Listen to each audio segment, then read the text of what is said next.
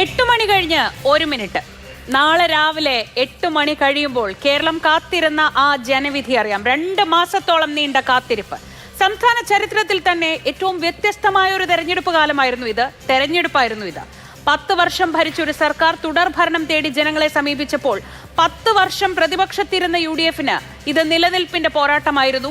ജനങ്ങൾക്കിടയിൽ സ്വാധീനം വർദ്ധിച്ചെന്ന അവകാശവാദം തെളിയിക്കാൻ പുതിയ കൂട്ടുകെട്ടടക്കം സൃഷ്ടിച്ച് അരങ്ങിലെത്തിയ NDA-ക്കും ഇത് അഭിമാന പോരാട്ടം.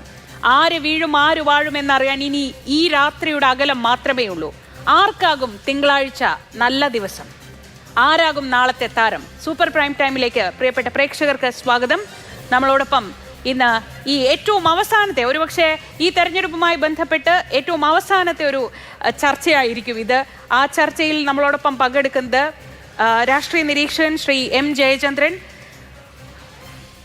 മാതൃഭൂമി ന്യൂസിനോടൊപ്പം പ്രീപോൾ സർവേകൾ ചെയ്ത കോറിന്റെ CEO ശ്രീ അഖിൽ സുരേഷ്, ഒപ്പം മാധ്യമപ്രവർത്തകൻ ശ്രീ മനു കുര്യൻ എന്നിവരാണ്. മാധ്യമപ്രവർത്തകൻ ശ്രീ ജോർജ് പൊടിപാറ നമ്മളോടൊപ്പം അല്പസമയത്തിനകം തന്നെ ചേരുകയും ചെയ്യും. ശ്രീ M ജയചന്ദ്രൻ, മിക്കവാറും എല്ലാ എക്സിറ്റ് പോളുകളും UDF-ന് ഒരു വലിയ വിജയമൊക്കെ പ്രവചിക്കുന്നു. 80 മുതൽ 90 അല്ലെങ്കിൽ 100 വരെ സീറ്റുകളൊക്കെ അവർ പ്രതീക്ഷിക്കുന്നു. ഇന്നിപ്പോൾ നമ്മൾ കണ്ടത് KPCC ആസ്ഥാനത്ത് പന്തലുയരുന്നുണ്ട്, പായസത്തിന് ഓർഡർ കൊടുത്ത വിവരം വരുന്നുണ്ട്. അപ്പോൾ എത്ര സീറ്റ് കിട്ടുമെന്നതിൽ മാത്രമേ അവിടെ ഒരു സംശയം അവശേഷിക്കുന്നുള്ളൂ. പക്ഷെ അപ്പോഴും LDF നല്ല ആത്മവിശ്വാസത്തിലാണ് ഉള്ളത്. ഇന്ന് പക്ഷേ MV ഗോവിന്ദൻ പറഞ്ഞത് 69 സീറ്റ് എക്സിറ്റ് പോളുകൾ പറയുന്നുണ്ടല്ലോ, ഒരു 2 സീറ്റ് കൂടി മതി ജയിക്കാൻ എന്നാണ്. അതായത് അങ്ങനെ ഒരു 70-നടുത്ത് എന്ന ആത്മവിശ്വാസം, അല്ലെങ്കിൽ 70-നടുത്ത് എന്നൊരു പ്രതീക്ഷ നിൽക്കുമ്പോൾ അത്രത്തോളം ആത്മവിശ്വാസത്തോടെ ഈ രാത്രി പിന്നിടാൻ LDF ക്യാമ്പിന് കഴിയുമോ?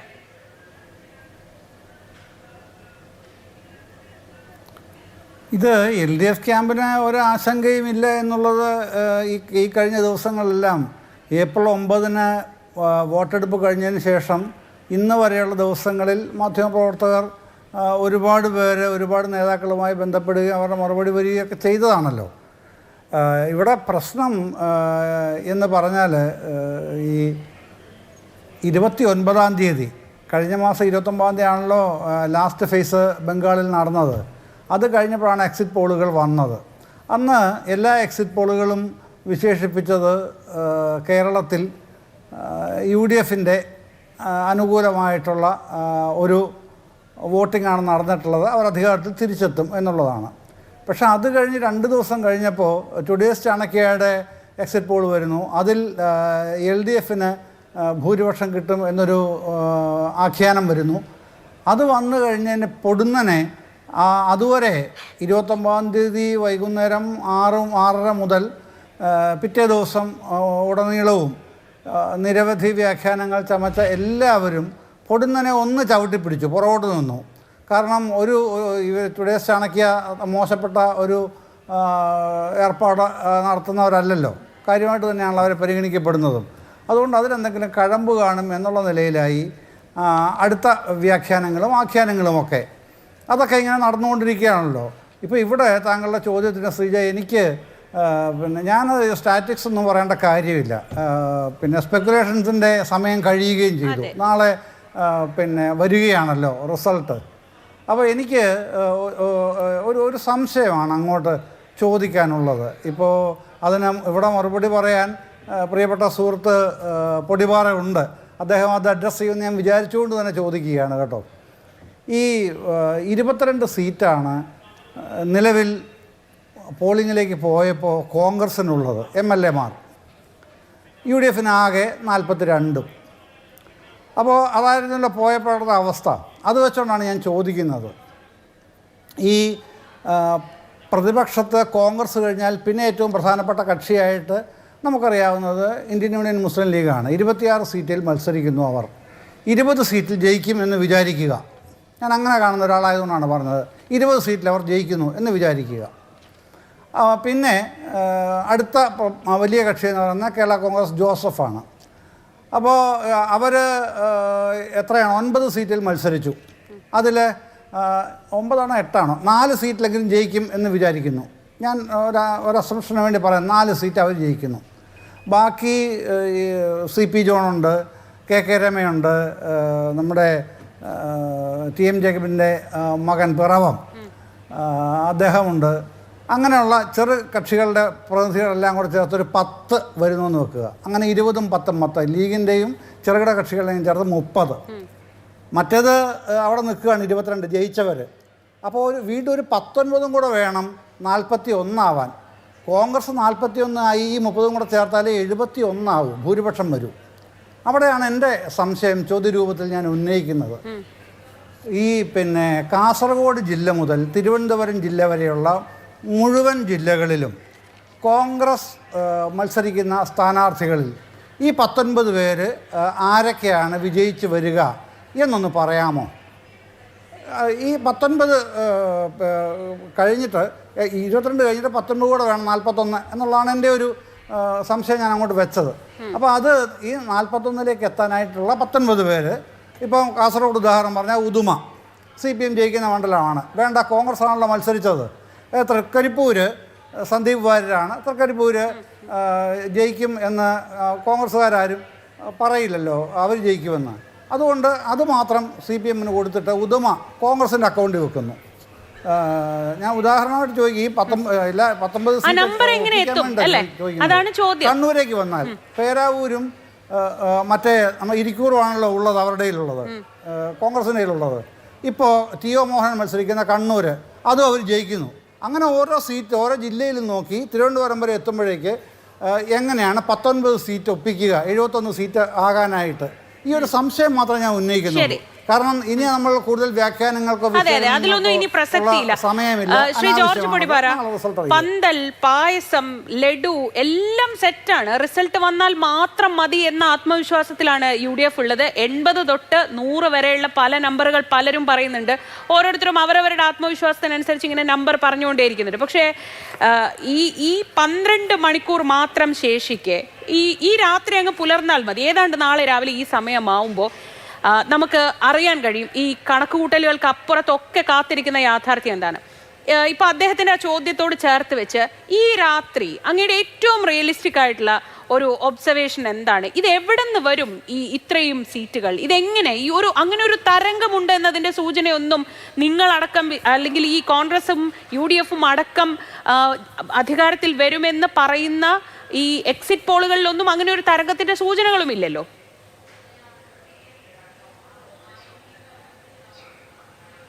അതിൽ ശ്രീജ ഒറ്റ കാര്യമുള്ളൂ. അതായത് എല്ലാ എക്സിറ്റ് പോളുകളും അദ്ദേഹം പറഞ്ഞ അവസാനത്തെ ടുഡേയ്സ് ചാണക്യ അടക്കം ഭൂരിപക്ഷം അബ്സല്യൂട്ടായിട്ട് പറയുന്നില്ലെങ്കിലും കോൺഗ്രസ് ആണ് മുന്നിൽ അല്ലെങ്കിൽ UDF ആണ് മുന്നിൽ എന്ന് പറയുന്നുണ്ട്. ഒരൊറ്റ ചാനൽ പോലും കോൺഗ്രസിനേക്കാൾ മുന്നിൽ അല്ലെങ്കിൽ UDFനേക്കാൾ മുന്നിൽ LDFും CPMും എത്തുമെന്ന് പറയുന്നില്ല. അപ്പോൾ അത് തന്നെ ഒരു സൂചനയാണ്. അത് എക്സാക്ട് പോളുമായിട്ട് എക്സിറ്റ് പോൾ പൂർണ്ണമായിട്ട് പൊരുത്തപ്പെടുമോ അതോ അതിനപ്പുറത്ത് പോകുമോ എന്നുള്ളതൊക്കെ എന്തായാലും ഇനി 12 മണിക്കൂറിൻ്റെ പ്രശ്നമല്ലേ ഉള്ളൂ. അതിനുള്ളിൽ ഈ കാര്യങ്ങളെല്ലാം ക്രിസ്റ്റൽ ക്ലാരിറ്റിയോടുകൂടി പുറത്തു വരും. ഒരു സ്പെക്കുലേഷൻ്റെ ആവശ്യമില്ല. പക്ഷേ എങ്കിലും പൊതുവിലുള്ള ഒരു സൂചന അനുസരിച്ചിട്ട് കേരളത്തിൻ്റെ ഒരു മൊത്തം ചിത്രം നോക്കുമ്പോൾ ഉള്ള ഒരു ധാരണ, അത് എങ്ങനെ ഉണ്ടായി, അത് എങ്ങനെ ഉരുത്തിരിഞ്ഞു എന്നുള്ളതൊക്കെ വേറെ ചോദ്യം. പക്ഷേ പൊതുവിൽ ഒരു ധാരണ UDF അധികാരത്തിലേക്ക് വരും. അതിന് പല കാരണങ്ങളുണ്ട്. ഭരണവിരുദ്ധ വികാരം, മുഖ്യമന്ത്രിക്കെതിരായ വിരോധം, ഒരു മാറ്റത്തിന് വേണ്ടിയുള്ള ജനങ്ങളുടെ ആഗ്രഹം, ഇങ്ങനെ ഒട്ടേറെ ഘടകങ്ങൾ. പിന്നെ പഴയ പോലെയല്ല, UDF കുറെ കൂടി മെച്ചപ്പെട്ട രീതിയിൽ തെരഞ്ഞെടുപ്പ് പ്രചരണം ഓർഗനൈസ് ചെയ്തു. കുറച്ചുകൂടി ഒരു പ്രൊഫഷണൽ ആറ്റിറ്റ്യൂഡും അപ്രോച്ചും ഉണ്ടായിരുന്നു. ഇങ്ങനെ കുറേ ഘടകങ്ങളുള്ളത് കൊണ്ട് UDFന് ഏറ്റവും പ്രധാനം ജനം ഒരു ഭരണവിരുദ്ധ വികാരം വലിയൊരു തരംഗമായിട്ടില്ലെങ്കിൽ പോലും ഒരു വിരുദ്ധ വികാരമുണ്ട്, ഒരു മടുപ്പുമുണ്ട്. പ്രത്യേകിച്ച് മുഖ്യമന്ത്രിയുടെ ഇതിൽ ആളുകൾക്ക് ഒരു അഭിപ്രായ വ്യത്യാസം ഉണ്ട് എന്നുള്ളതൊക്കെ ഒരു വസ്തുതയാണ്. ഇതൊന്നും ബാധിക്കില്ല എന്നാണ് ശ്രീ ജയേന്ദ്രൻ പറയുന്നതെങ്കിൽ LDFന് ഭൂരിപക്ഷം കിട്ടുമെന്നുള്ള വിശ്വാസത്തോടു കൂടി അദ്ദേഹം നാളെ രാവിലെ 8 മണി വരെ ഇരിക്കട്ടെ എന്ന് മാത്രമേ എനിക്ക് പറയാനുള്ളൂ. പിന്നെ അദ്ദേഹം പറഞ്ഞൊരു കണക്ക്, അത് ഒരു അവസാന ഘട്ടത്തിൽ ഒരു കണക്ക് എവിടുന്ന് ഈ 19 കിട്ടും? 71ലേക്ക് എത്താനുള്ള 19ൻ്റെ കാര്യം അദ്ദേഹം ചോദിക്കുന്നത്. അപ്പോൾ അദ്ദേഹം പറയുന്ന കാസർഗോഡ് മുതൽ ഇങ്ങോട്ട് എടുത്താൽ എവിടെയാണ് കോൺഗ്രസിന് ഈ 19 കിട്ടുന്നത് എന്നൊക്കെയാണ് ചോദ്യം. ഞാൻ പറയട്ടെ, അങ്ങനെ ഒരു കണക്ക് നോക്കിയാൽ ഇപ്പോൾ കാസർഗോഡ് അദ്ദേഹം തന്നെ ഉദുമ കിട്ടുമെന്ന് പറയുന്നു. ഒരു പക്ഷേ വയനാട്ടിൽ 3-ാം സീറ്റ് കൂടി മാനന്തവാടി കിട്ടിയെന്ന് വരാം. കോഴിക്കോട്ടേക്ക് കണ്ണൂരേക്ക് വരുമ്പോൾ കോഴിക്കോട്ടേക്ക് വരുമ്പോൾ കഴിഞ്ഞ തവണ ഒന്നുമില്ലാത്ത അല്ലെങ്കിൽ 2 മറ്റോ ഉണ്ടായിരുന്ന സ്ഥാനത്ത് അത് 9, 8 ഒക്കെ ആവാനുള്ള സാധ്യത ഇടതുമുന്നണി പോലും ഒരു പരിധിവരെ അംഗീകരിക്കുന്നുണ്ട്. അപ്പോൾ അവിടെ തന്നെ ഇപ്പം തന്നെ 6-2, 8-1, 9 സീറ്റിൻ്റെ വ്യത്യാസമായി കഴിഞ്ഞു. കഴിഞ്ഞ തവണത്തെ അപേക്ഷിച്ച് 9 സീറ്റുകൾ അവിടെ എക്സ്ട്രാ വന്നു കഴിഞ്ഞു. അതിൽ ലീഗിൻ്റെ 20-ൽ 1 ഉണ്ട്. അവിടെയെല്ലാം കഴിഞ്ഞ തവണ പാലക്കാട് 2 എന്നുള്ളത് ഇത്തവണ 4 വരെ ആകും എന്നാണ് സൂചനകൾ. തൃശ്ശൂരാവട്ടെ 1 എന്നുള്ളത് 4, 5 വരെ ആകാം എന്ന് പറയുന്നു. എറണാകുളത്ത് കഴിഞ്ഞ തവണ 9 എന്നുള്ളത് ഇത്തവണ മിനിമം 12-ലേക്കെങ്കിലും, 14 പറയുന്നില്ല, 12-ലേക്കെങ്കിലും എത്തുമെന്ന് പറയുന്നു. കോട്ടയത്ത് 4, 5 എന്നുള്ള LDFന് അനുകൂലമായിട്ടുള്ള ചുരുങ്ങിയ പക്ഷം 5, 4 എന്നുള്ള രീതിയിലെങ്കിലും UDFന് അനുകൂലമാകാൻ സാധ്യതയുണ്ട്. ഇടുക്കിയിൽ കഴിഞ്ഞ തവണ 1 ഉണ്ടായിരുന്നുള്ളൂ, അത് 2, 3 ആകാനുള്ള എല്ലാ സാധ്യതയുണ്ട്. അത് ചിലപ്പോൾ 4 വരെ എത്തിയേക്കാം. പത്തനംതിട്ടയിൽ മിനിമം 2 കിട്ടുമല്ലോ, 5 വേണ്ട, മിനിമം 2 കിട്ടുമെന്ന് അദ്ദേഹം സമ്മതിക്കും. ആലപ്പുഴയിൽ ചെന്നിത്തല മാത്രം ജയിച്ചിരുന്ന സ്ഥാനത്ത് ഇത്തവണ ഒരു 4 സീറ്റ് വരെയെങ്കിലും ഉറപ്പായിട്ടും ജയിക്കും എന്ന് LDF പോലും അംഗീകരിക്കുന്ന സാഹചര്യമുണ്ട്. കൊല്ലത്ത് 2 ഉള്ളൂ, അത് 5, 6 വരെ ആകാനുള്ള സാധ്യതയുണ്ട്. തിരുവനന്തപുരത്ത് 1 ഉള്ളൂ, അത് 4-ലേക്ക് പിടിച്ചാൽ മതി. അപ്പം അങ്ങനെ വരുമ്പോൾ പോലെ അദ്ദേഹം പറഞ്ഞ 19 മറികടക്കുന്ന ഒരു സ്കോർ അവിടെ ഉണ്ട്. അപ്പോൾ അദ്ദേഹം എന്തുകൊണ്ടാണ് അങ്ങനെ ചോദിക്കുന്നതെന്ന് എനിക്കറിയില്ല. അപ്പോൾ അത് അങ്ങനെയൊന്നും സംഭവിക്കില്ല, ഒരു മാറ്റം ഉണ്ടാവില്ല. ടുഡേസ് ചാണക്യ പറഞ്ഞത് മാത്രമാണ് അങ്ങേക്ക് വേദവാക്യമെങ്കിൽ അങ്ങയുടെ വിശ്വാസം അങ്ങയെ പൊറപ്പിക്കട്ടെ, അങ്ങനെ തന്നെ സംഭവിക്കട്ടെ, ഇടതുപക്ഷത്തിന് ഭൂരിപക്ഷം കിട്ടട്ടെ, ശ്രീ പിണറായി വിജയൻ വീണ്ടും മുഖ്യമന്ത്രി ആകട്ടെ എന്ന് പറയാനേ എനിക്ക് നിവൃത്തിയുള്ളൂ. അല്ലാതെ ആ ഒരു കണക്കിന് അദ്ദേഹം മുന്നോട്ട് വെച്ച ആ കണക്ക് യുക്തിസഹമല്ല എന്നുള്ളതാണ് വസ്തുത. അത് അങ്ങനെ എവിടെ നിന്നാണ് ഈ സീറ്റുകൾ വരിക, അല്ലെങ്കിൽ ഏത് മേഖലയിലാണ് വലിയ മാറ്റങ്ങൾ സംഭവിക്കുക? കഴിഞ്ഞ കുറച്ച് ദിവസങ്ങളായി മാതൃഭൂമി.com പ്രേക്ഷകർ കണ്ടുകൊണ്ടിരിക്കുന്ന വളരെ വിശദമായ വിശകലനങ്ങൾ നടത്തുന്ന ശ്രീ മനു കുര്യൻ നമ്മളോടൊപ്പം ഉണ്ട്. ശ്രീ മനു, ഇപ്പോൾ ശ്രീ എം ജയചന്ദ്രന്റെ ചോദ്യവും ശ്രീ ജോർജ് പൊടിപാറയുടെ ഉത്തരവും താങ്കൾ കേട്ട് കഴിഞ്ഞല്ലോ. ഈ തെരഞ്ഞെടുപ്പിൽ നമ്മളിപ്പോൾ ഈ രാത്രിയിൽ സ്പെക്കുലേഷൻസിനൊന്നും വലിയ പ്രസക്തി ഇല്ല, ശരിയാണ്. ഇനി ഒരു രാത്രി മാത്രം ഉണർന്നെണീറ്റല്ല സ്പെക്കുലേഷൻസിൻ്റെ ഒക്കെ പ്രസക്തി കഴിഞ്ഞു. പക്ഷെ അപ്പോഴും ഈ തെരഞ്ഞെടുപ്പിൽ ഏതെങ്കിലും മേഖല അല്ലെങ്കിൽ ഏതെങ്കിലും ജില്ല ഈ നമ്മൾ കരുതുന്ന ഫലത്തെ മുഴുവൻ മാറ്റിമറിക്കാൻ തക്ക വിധത്തിൽ അവിടെ അടിയൊഴുക്കുകൾ നടന്നിട്ടുണ്ടോ, അല്ലെങ്കിൽ അവിടെ മാറ്റങ്ങൾ സംഭവിച്ചിട്ടുണ്ടോ? ഈ തെരഞ്ഞെടുപ്പിലെ പോളിങ്ങിനെ ഒക്കെ വിലയിരുത്തുമ്പോൾ മനുവിന് എന്താണ് തോന്നിയത്?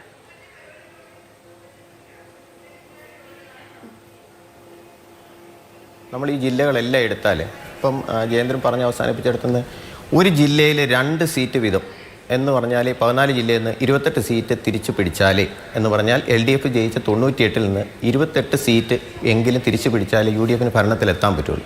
അതിലെ ഒരു ജയേന്ദ്രൻ പറഞ്ഞിടത്ത് തന്നെ 40 സീറ്റ് എന്ന മാർക്ക് UDFന് കടക്കേണ്ടി വരും. അതാണ് അവരുടെ ബെഞ്ച് മാർക്ക്. UDF അല്ല, കോൺഗ്രസിന് 40 സീറ്റ് കിട്ടിക്കഴിഞ്ഞാൽ ലീഗ് മസ്റ്റായിട്ട് ഒരു 20 സീറ്റോളം ജയിച്ചേക്കാം. ബാക്കി ഘടകകക്ഷികളെല്ലാം കൂടെ കൂടി അവർക്ക് 71 പറയുന്ന ആ മാജിക് നമ്പർ കടക്കാൻ പറ്റും. അതിൽ ഇപ്പോൾ ശ്രീജ ചോദിച്ച ചോദ്യത്തിലേക്ക് ഈ പറയുന്ന 2 സീറ്റ് വീതം എല്ലാ ജില്ലയിൽ നിന്ന് കിട്ടുമെന്ന് ചോദിച്ചു. കിട്ടാൻ സാധ്യതയില്ല. ഇപ്പോൾ കാസർഗോഡ് നിന്ന് കിട്ടില്ല. വയനാട് ഓൾറെഡി 2 ഉണ്ട്, അവിടെ 1 സീറ്റ് കൂടെ ഉള്ളൂ. ബാക്കി എല്ലാ ജില്ലകളിലും 2 കിട്ടിയില്ലെങ്കിലും ഈ ഇലക്ഷനിൽ ഏറ്റവും ക്രൂഷ്യലായി വരിക എന്ന് പറയുന്നത് ഒരൊറ്റ ജില്ല കോഴിക്കോടായിരിക്കും. അതായത് കോഴിക്കോട് ജില്ലയിൽ സാധാരണഗതിയിൽ നമുക്കൊരു കഴിഞ്ഞ ഒരു 25 വർഷത്തെ തെരഞ്ഞെടുപ്പ് എടുത്ത് നോക്കിയാൽ 2001-ലെ തെരഞ്ഞെടുപ്പിൽ ഉണ്ടായതിനു ശേഷം 2 കോൺഗ്രസ് MLA-മാരുണ്ടായിരുന്നു, പി ശങ്കരനും അതുപോലെ സുജനപാലും. അതിനുശേഷം കോൺഗ്രസ്സുകാരനായ ഒരാൾ പോലും ഈ കഴിഞ്ഞ 20 വർഷത്തിനിടയ്ക്ക് കോഴിക്കോട് ജില്ലയിൽ ജയിച്ചിട്ടില്ല. UDFനെ സംബന്ധിച്ച് നോക്കിക്കഴിഞ്ഞാൽ 2001-ലെ തെരഞ്ഞെടുപ്പിൽ അവിടെ 6 സീറ്റ് UDFന് കിട്ടി. അതിനുശേഷം ഇന്നോളം നടന്ന എല്ലാ തെരഞ്ഞെടുപ്പിലും 1 സീറ്റ് 2 സീറ്റ്, ഏറിയാൽ ഒരു തെരഞ്ഞെടുപ്പിൽ അത് 3 വരെ പോയി. മാക്സിമം അവർക്ക് നേടാൻ കഴിഞ്ഞ അത്രയും. ഈ തെരഞ്ഞെടുപ്പിൽ നമ്മൾ നോക്കിക്കഴിഞ്ഞാൽ കോഴിക്കോട് ജില്ലയായിരിക്കും ശരിക്കും ടേൺ അറൗണ്ട് എന്ന് പറയുന്നത്. ബാക്കി ഈ എല്ലാ ജില്ലകളിൽ നിന്ന് 1, 2 ചിലപ്പോൾ ജില്ലകളിൽ കിട്ടിയില്ല എന്നും ഒക്കെ ഇരിക്കട്ടെ.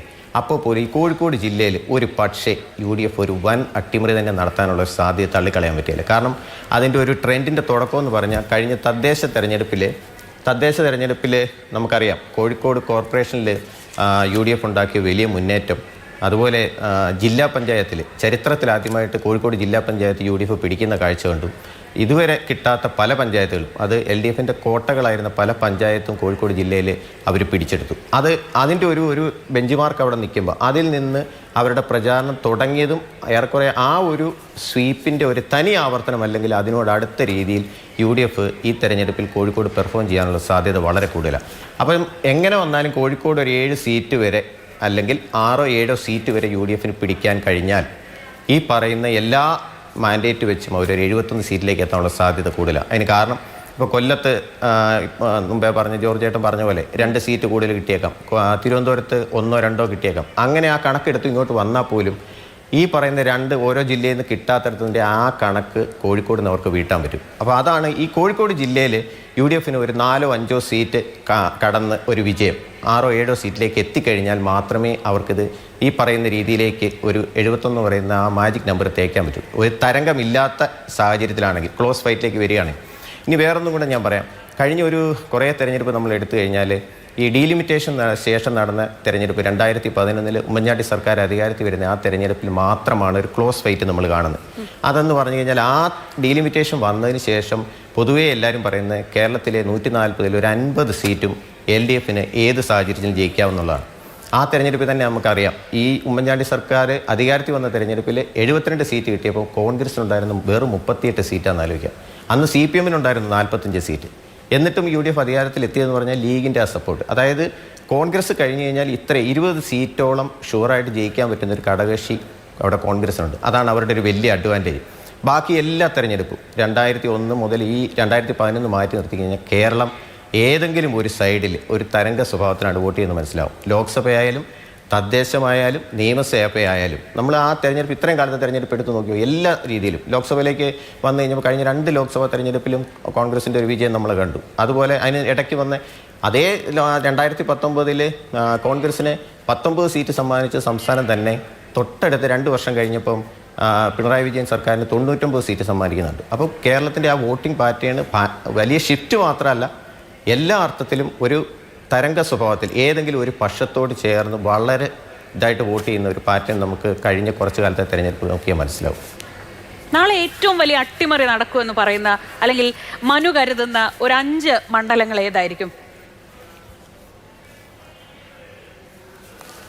അട്ടിമറികൾ എന്ന രീതിയിലേക്ക് നമ്മൾ കണക്കെടുക്കുക എന്ന് പറഞ്ഞു കഴിഞ്ഞാൽ ഇപ്പോൾ കോൺഗ്രസ് ഞാൻ പറഞ്ഞെടുത്ത് ഞാൻ ബാക്കി പറയാം. ആ കോൺഗ്രസിൻ്റെ സിറ്റിംഗ് സീറ്റുകളിൽ പേരാവൂര്, അതുപോലെ പാല അല്ലെങ്കിൽ പാലക്കാട്, ഈ 3 സീറ്റുകൾ മാത്രമാണ് ഇപ്പം നിലവിൽ UDF അല്ലെ കോൺഗ്രസിൻ്റെ സിറ്റിംഗ് സീറ്റുകളിൽ ഈ പറയുന്ന 42 കയ്യിലുള്ള സീറ്റിൽ ഈ 3 സീറ്റ് മാത്രമേ ശരിക്കും അവർക്കൊരു ചലഞ്ച് എന്ന് പറയാനുള്ളൂ. മറുവശത്ത് LDF സംബന്ധിച്ച് എടുത്ത് നോക്കിയാൽ LDF പല കോട്ടകൾ അതിങ്ങനെ കാസർഗോഡ് മുതൽ തിരുവനന്തപുരം വരെ എടുത്തു കഴിഞ്ഞാൽ ഇപ്പോൾ കോഴിക്കോട് ജില്ലയിൽ തന്നെ CPIയുടെ വിലയിരുത്തൽ അവർ നാദാപുരം നഷ്ടപ്പെട്ടേക്കാമെന്ന് പറയുന്നു.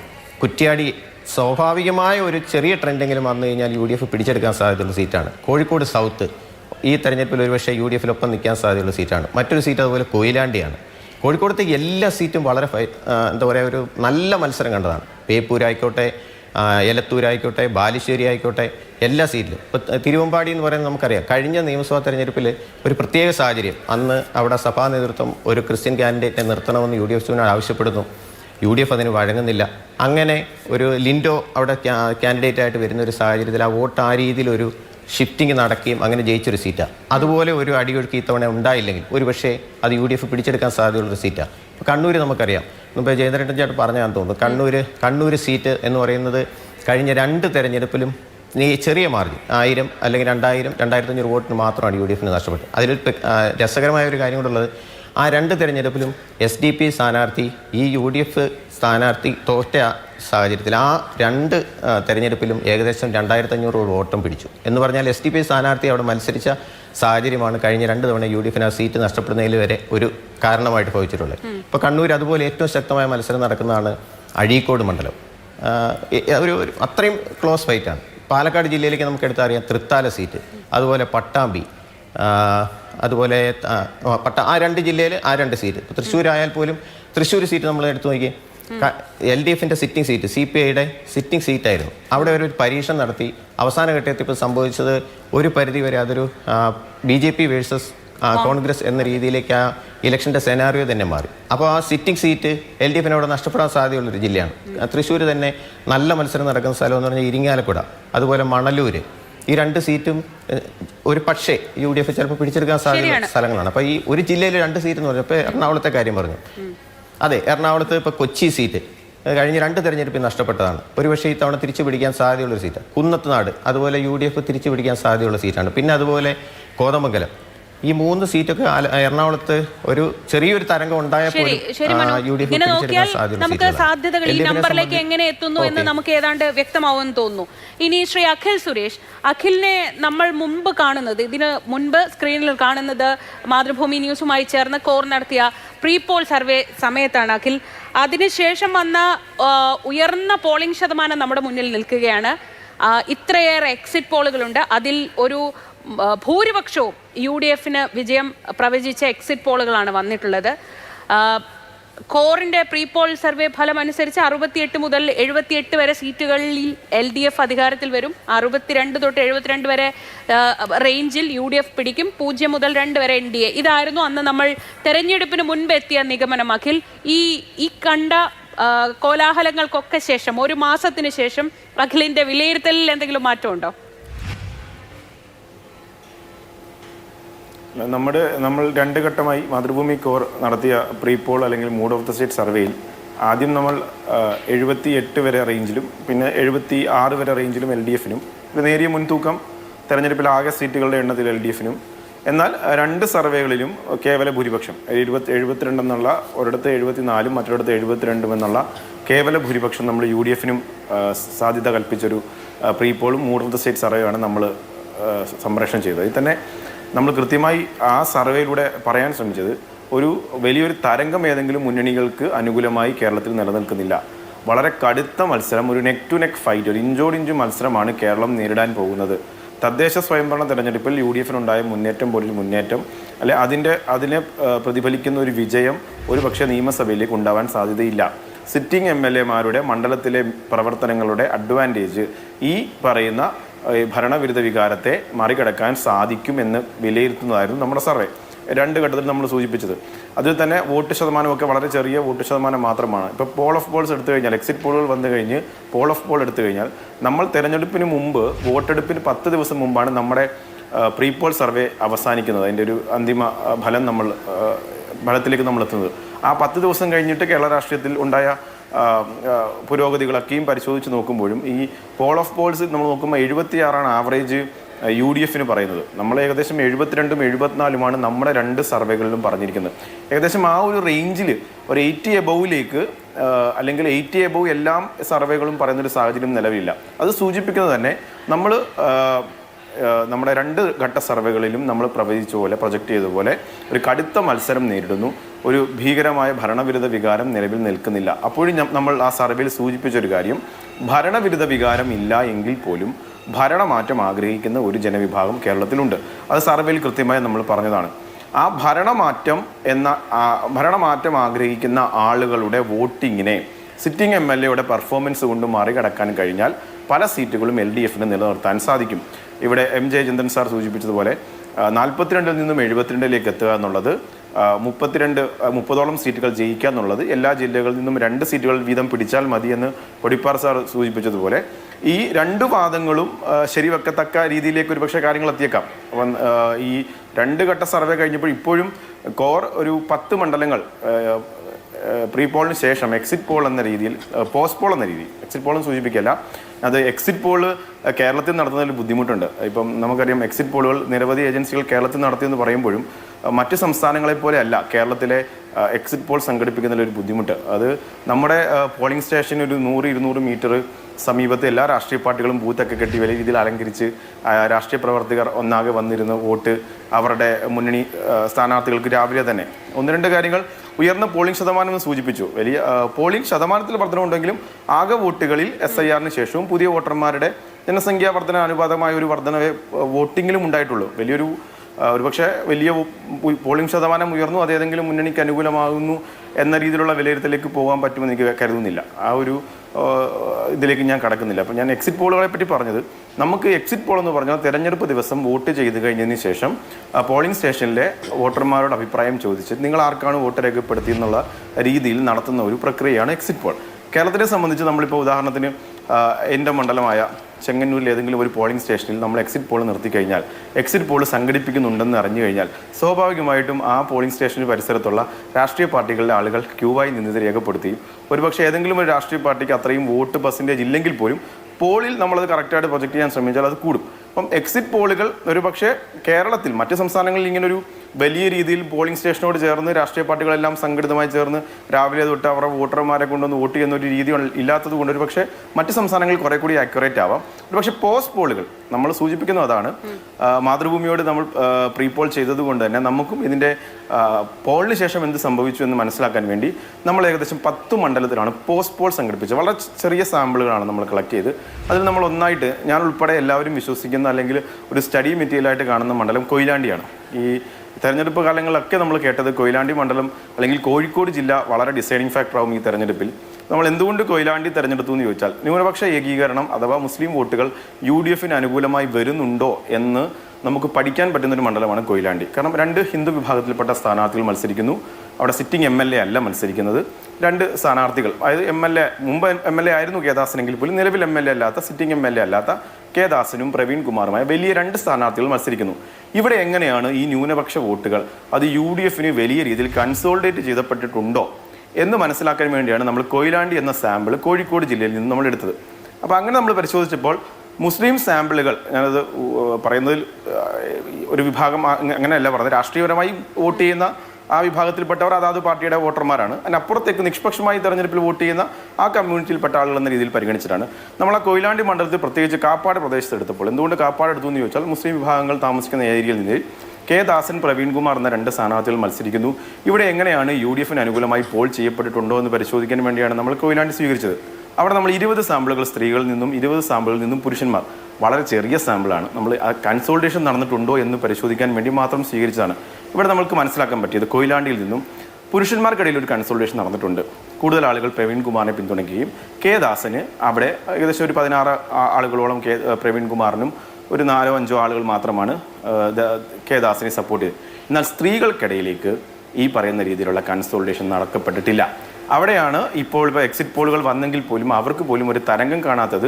ന്യൂനപക്ഷ കൺസോൾട്ടേഷൻ നടന്നു എന്ന് പറയുമ്പോൾ അല്ലെങ്കിൽ പറയുന്നുണ്ടെങ്കിൽ പോലും സ്ത്രീകൾക്കിടയിൽ ഇത് എത്രമാത്രം നടന്നു എന്നുള്ളത് നമ്മൾ എല്ലാ മണ്ഡലങ്ങളിലും പരിശോധിക്കുകയാണ്. സ്ത്രീകൾക്കിടയിൽ കാപ്പാട് നമ്മളെടുത്ത സ്റ്റേകളിൽ 14 സ്ത്രീകൾ വോട്ട് ചെയ്തത് LDF, അല്ലെങ്കിൽ അവരന്ന് ആ വോട്ടർമാർ ഞാൻ ഉൾപ്പെടെ പോയതാണ് ആ മണ്ഡലത്തിൽ. അപ്പം ദാസേട്ടന് വോട്ട് ചെയ്തു എന്നൊരു നൊട്ടേഷൻ അവർ പറഞ്ഞത്. കാരണം ആ കാൻഡിഡേറ്റിന് കിട്ടിയ വോട്ടാണ്. അപ്പം ഒരുപക്ഷെ ലോക്സഭയിലേക്ക് വരുമ്പോൾ രാഹുൽ ഗാന്ധി വേഴ്സസ് മോഡി എന്ന രീതിയിൽ മുസ്ലിം വിഭാഗത്തിലെ സ്ത്രീകളായിക്കോട്ടെ പുരുഷന്മാരായിക്കോട്ടെ അവർ രാഹുൽ ഗാന്ധിക്ക് വേണ്ടി വോട്ട് ചെയ്യുന്നു.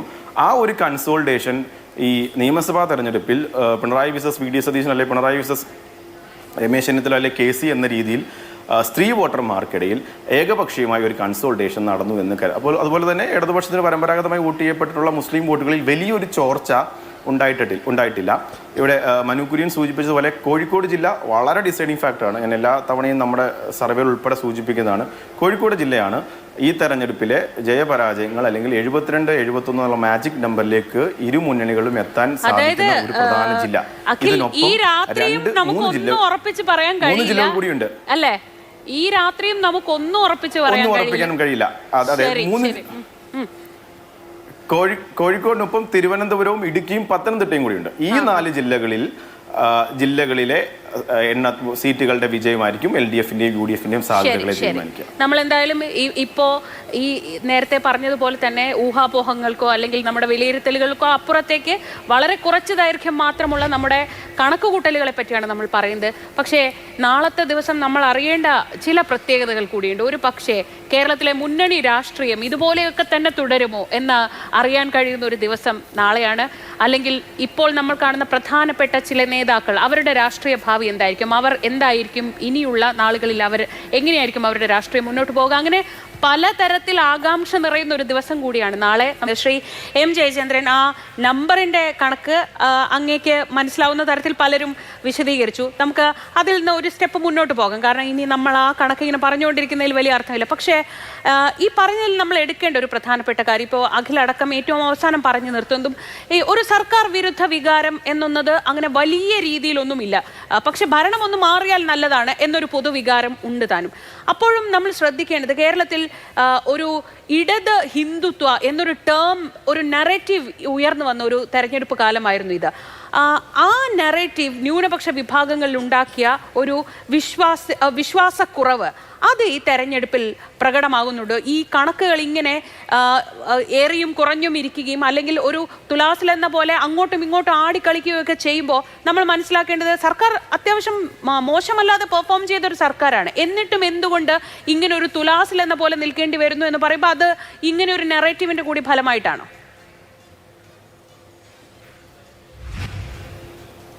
ഇത് ഇപ്പോൾ ശ്രീജ ഇപ്പം പറഞ്ഞതുപോലെ ലെഫ്റ്റ് ഹിന്ദുത്വം എന്ന് പറഞ്ഞൊരു പ്രൊപ്പഗണ്ട ഈ ഇലക്ഷനിൽ ഏതായാലും ഞാൻ കണ്ടില്ല. ഇനി ഞാൻ കാണാതെ പോയതാണെങ്കിൽ താങ്കൾ പറഞ്ഞാൽ മതി, പ്രശ്നമില്ല. കാരണം ഞാൻ ഏറ്റവും കൂടുതൽ ഒപ്പോസ് ചെയ്തു പോരുന്ന ഒരു ഈ നെറേറ്റീവാണ് ഈ ലെഫ്റ്റ് ഹിന്ദുത്വം എന്ന് പറയുന്നത്. അത് കേട്ടിട്ടുള്ളപ്പോഴൊക്കെ ഞാൻ ഏതെങ്കിലും ചാനൽ ചർച്ച ചെയ്യുകയാണെങ്കിൽ ഞാൻ എതിർത്തിട്ടുമുണ്ട് അതിനെ. അതുകൊണ്ടാണ്. പക്ഷേ ഈ തെരഞ്ഞെടുപ്പിലുടനീളം ഒരു ചാനലിലും എനിക്ക് ഇത്തരത്തിലുള്ളൊരു ഒരു ചർച്ചയിൽ ഇരിക്കേണ്ടി വന്നിട്ടില്ല. ഈ ലെഫ്റ്റ് ഹിന്ദുത്വം എന്നുള്ള ഒരു സംഗതി അങ്ങനെ ചോദിക്കാൻ കാരണം ഇപ്പം ആക്സിസ് മൈ ഇന്ത്യയുടെ എക്സിറ്റ് പോളിനെ കുറിച്ച് അങ്ങും പറഞ്ഞല്ലോ. ആ പോളിനോട് ഒപ്പമായിട്ട് വന്ന ഒരു കാസ്റ്റ് അനുസരിച്ച് അല്ലെങ്കിൽ കാസ്റ്റ് തിരിച്ചുള്ള ഒരു വോട്ടിംഗ് പെർസെൻറ്റേജ് അങ്ങനെ ഒരുപാട് എക്സിറ്റ് പോളുകളിൽ വന്നില്ല. പക്ഷേ ഈ അവസാനം വന്ന ഒരു എക്സിറ്റ് പോളിനോടൊപ്പം വന്ന ഒരു കണക്ക്, അത് കേരളത്തിലെ വിവിധ ജാതി മതവിഭാഗങ്ങൾ എങ്ങനെ വോട്ട് ചെയ്തിട്ടുണ്ട് എന്നൊരു കണക്ക് വന്നു. ആ കണക്കിൽ അങ്ങ് ശ്രദ്ധിച്ചു കാണും. UDFന് 62% മുസ്ലിങ്ങളുടെ പിന്തുണ കിട്ടിയപ്പോൾ അവിടെ LDFന് കിട്ടിയത് 33% മാത്രം പിന്തുണയാണ്. UDFന് 20% ഈഴവ വോട്ടുകൾ കിട്ടിയപ്പോൾ അവിടെ LDFന് കിട്ടിയത് 47% പിന്തുണയാണ്. നായർ വോട്ടുകളിലേക്ക് വന്ന 32% UDFനും 28% LDFനും 39% BJPക്കും. ഞാൻ BJPയുടെ കണക്കുകൾ അതിനിടയിൽ സൂചിപ്പിച്ചില്ല എന്നേ ഉള്ളൂ. 32% ഈഴവർ BJPക്കും വോട്ട് ചെയ്യുന്നുണ്ട്. അപ്പോൾ ഇതൊരു എക്സിറ്റ് പോളുകളിൽ നമ്മൾ വിശ്വാസം അർപ്പിക്കുകയാണെങ്കിൽ, എക്സിറ്റ് പോളുകളോട് നമ്മൾ ചേർന്ന് ആലോചിക്കുകയാണെങ്കിൽ ഇങ്ങനെ ഒരു കണക്കിലേക്കും കൂടെ നമ്മുടെ ഒരു ആലോചന പോണ്ടേ? ഞാൻ അങ്ങനെ എക്സിറ്റ് പോളുകളിൽ വിശ്വാസം അർപ്പിക്കാത്ത ഒരാളാണ്. അതുകൊണ്ടും കൂടെ പറയട്ടെ, ഈ എക്സിറ്റ് പോൾ എന്ന് പറഞ്ഞാൽ അതിൻ്റെ ഈ പരിഗണനയിൽ തന്നെ ഒരു പ്രശ്നമുണ്ട്.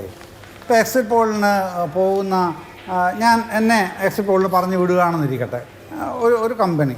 ആ കമ്പനി പറഞ്ഞു വിടുമ്പോൾ എന്നോട് പറയുന്ന 50 പേരുടെ സാമ്പിൾസ് എടുത്തുകൊണ്ട് വരണം. എക്സിറ്റ് പോൾ 50 പേരുടെ ചെയ്തിട്ട് വരണം.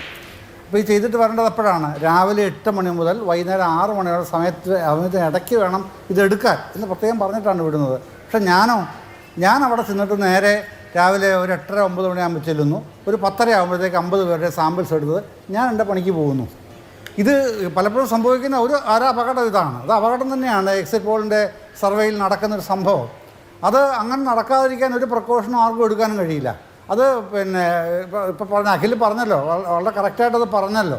അതങ്ങനെ തന്നെയാണ്. അതിൻ്റെ മെത്തഡോളജി ഒരു ഭാഗത്തിരിക്കും, അതിൻ്റെ പ്രാക്ടീസ് എങ്ങനെയാണെന്നുള്ളത് വേറൊരു ഭാഗത്തും ഇരിക്കും.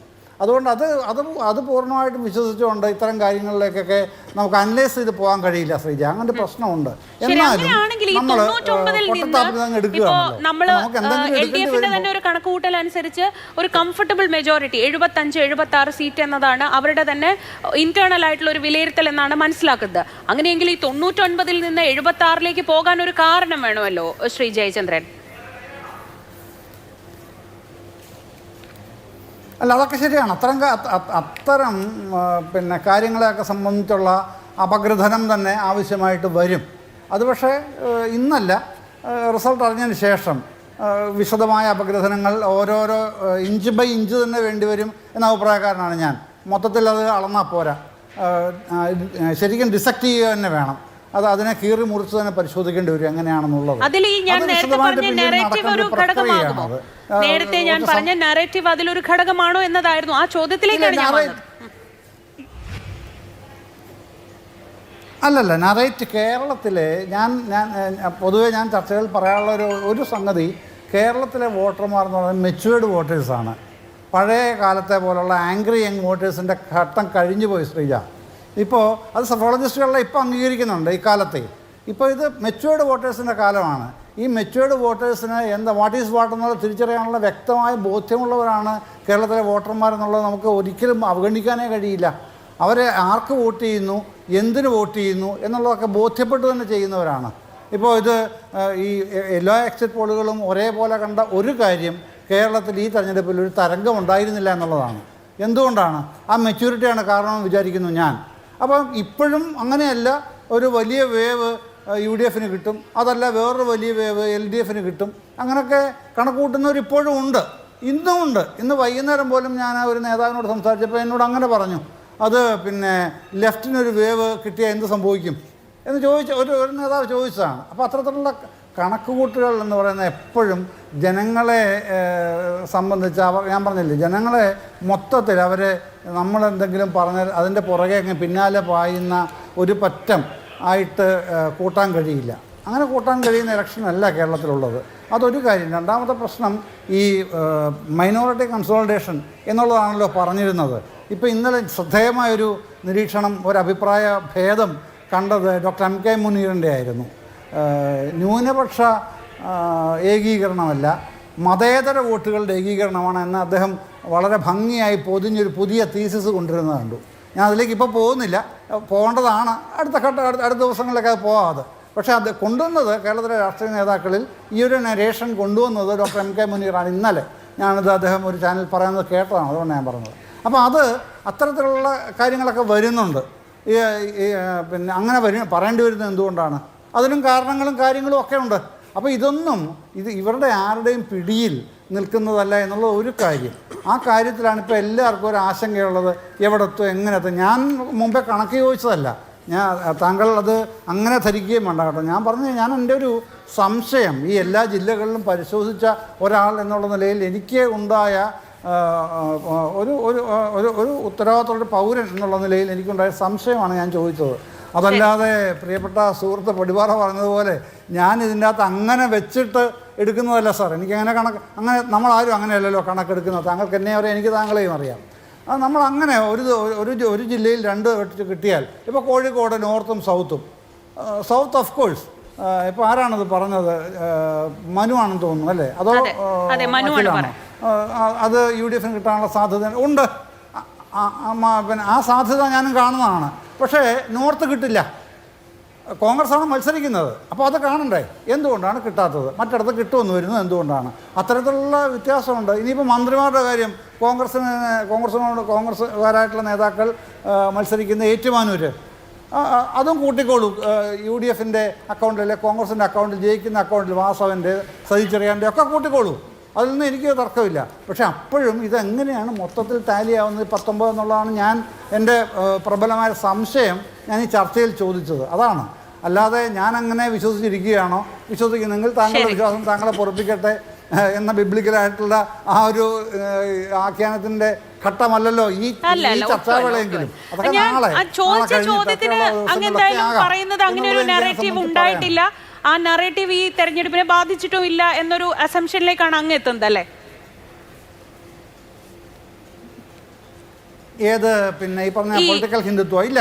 പൊളിറ്റിക്കൽ ഹിന്ദുത്വ ഈ ഇലക്ഷനിൽ ഒരു അജണ്ടയായിരുന്നില്ല, ഘടകം പോലും ആയിരുന്നില്ല. ശരി, ഇനി ശ്രീ ജോർജ് പൊടിപ്പാറ, അവിടെയാണ് ഒരു പ്രധാനപ്പെട്ട സംശയം. ഈ ഭരണം മോശമല്ല, സർക്കാർ വിരുദ്ധ വികാരം അത്ര കണ്ട് പ്രകടമൊന്നുമല്ല, MLA-മാരെ കുറിച്ചൊക്കെ നല്ല അഭിപ്രായമാണ്, വേണമെങ്കിൽ സർക്കാർ ഒന്ന് മാറിക്കോട്ടെ എന്നൊരു വികാരം. ഇതാണ് പൊതുവെ നമ്മൾ ഈ തെരഞ്ഞെടുപ്പ് കാലം കൊണ്ട് അവസാനിപ്പിക്കാൻ എത്തുമ്പോഴേക്കും നമ്മൾ എത്തിയിട്ടുള്ളൊരു നിഗമനം.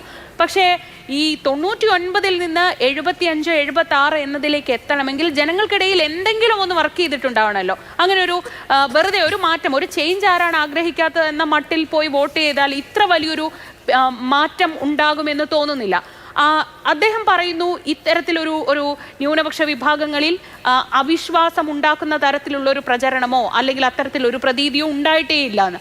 അങ്ങേക്ക് അങ്ങനെയാണോ തോന്നുന്നത്? ന്യൂനപക്ഷ വിഭാഗങ്ങളിൽ, മുസ്ലിം വിഭാഗത്തിൽ, ക്രിസ്ത്യൻ വിഭാഗത്തിലൊക്കെ ഇത്തരത്തിലൊരു ഡിസ്ട്രസ്റ്റ് ഉണ്ടായിട്ടില്ലേ?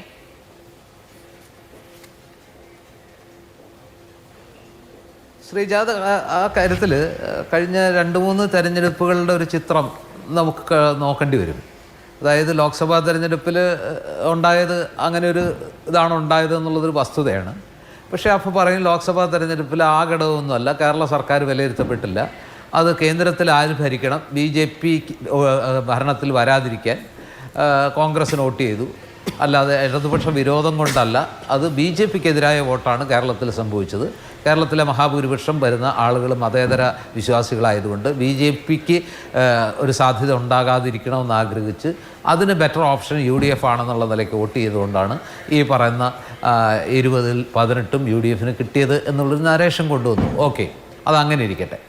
ആ നരേഷൻ നമ്മൾ അംഗീകരിച്ചാൽ പോലും അതിനു മുമ്പ് നടന്ന ഉപതെരഞ്ഞെടുപ്പുകളിലെല്ലാം UDFന് അനുകൂലമായിട്ടുള്ളൊരു വികാരം, അതായത് നിലമ്പൂർ പോലും LDFൻ്റെ സിറ്റിംഗ് സീറ്റ് പിടിച്ചെടുക്കുന്നൊരു സാഹചര്യം ഉണ്ടായി. അതും പോട്ടെ, അത് കഴിഞ്ഞത് സാധാരണഗതിയിൽ ഒരിക്കലും LDFന് ക്ഷീണം സംഭവിക്കാത്ത, സാധാരണ ഒരു പ്രവർത്തനം കൊണ്ടോ അസാധാരണമായൊരു സാഹചര്യത്തിലല്ലാതെ ഒരിക്കൽ പോലും വലിയ തിരിച്ചടി ഏൽക്കാത്ത ഈ LDFന് ഈ കഴിഞ്ഞ തദ്ദേശ തെരഞ്ഞെടുപ്പിൽ അതിഭയങ്കരമായ തിരിച്ചടി ഏറ്റു. ഞങ്ങൾക്ക് അത്ര വലിയ തിരിച്ചടിയൊന്നും ഏറ്റില്ല എന്നൊക്കെ പറയുമെങ്കിലും 60-64% ഗ്രാമപഞ്ചായത്തുകളും 70% നഗരസഭകളും 3 ഉണ്ടായിരുന്ന ജില്ലാ പഞ്ചായത്തുകൾ 7-ലേക്കും മറ്റു 2 ജില്ലാ പഞ്ചായത്തുകൾ നേരിയ വ്യത്യാസത്തിലുമൊക്കെ UDFന് അനുകൂലമായിട്ട് വന്നതുമൊക്കെ ഈ അസാധാരണ സാഹചര്യം ഉണ്ടായതുകൊണ്ടും മാത്രമല്ല ഒരു ന്യൂനപക്ഷ കൺസോളിഡേഷൻ ഉണ്ടാകാതെ അതുണ്ടാകാൻ സാധ്യതയുള്ള സ്ഥലത്ത് ഏറ്റവും മലപ്പുറം തന്നെ നോക്കുക, ഒരൊറ്റ സീറ്റിൽ പോലും ഒരു ജില്ലാ പഞ്ചായത്ത് ഡിവിഷൻ പോലും ഇടതുപക്ഷത്തിന് കിട്ടിയില്ല. അപ്പോൾ അവിടെ ന്യൂനപക്ഷ കൺസോളിഡേഷൻ നടക്കാതെ അല്ലെങ്കിൽ ന്യൂനപക്ഷങ്ങൾക്ക് ഈ പറഞ്ഞ ആ ഒരു എന്താ പറയുക ഇടതുപക്ഷം ഒരു സോഫ്റ്റ് ഹിന്ദുത്വ ലൈൻ സ്വീകരിക്കുന്നു എന്നുള്ളൊരു സംശയമില്ലെങ്കിൽ ഈ പറയുന്ന മുഴുവൻ ജില്ലാ പഞ്ചായത്തുകളിലും UDFന് ജയിക്കാൻ പറ്റുമോ? അതുപോലെ തന്നെ കോട്ടയത്തും ഇടുക്കിയിലും പത്തനംതിട്ടയിലും എറണാകുളത്തുമൊക്കെ ഈ വലിയ വിജയം നേടിയതിൻ്റെ ഒരു കാരണം നമ്മൾ കാണുന്നത് അവിടുത്തെ ക്രൈസ്തവ കഴിഞ്ഞ നിയമസഭാ തെരഞ്ഞെടുപ്പിൻ്റെ ഘട്ടത്തിലൊക്കെ LDFനൊപ്പം വലിയ തോതിൽ അല്ലെങ്കിൽ നന്നായി നിലയുറപ്പിച്ചിരുന്ന ആ ക്രൈസ്തവ വോട്ടുകളിൽ ഒരു സ്വിംഗ് ഉണ്ടാവുകയും അത് UDFനോടൊപ്പം ചേരുകയും ചെയ്തു എന്നൊരു സത്യം അവിടെ നമ്മൾ കാണാതെ പോകാൻ പറ്റുമോ?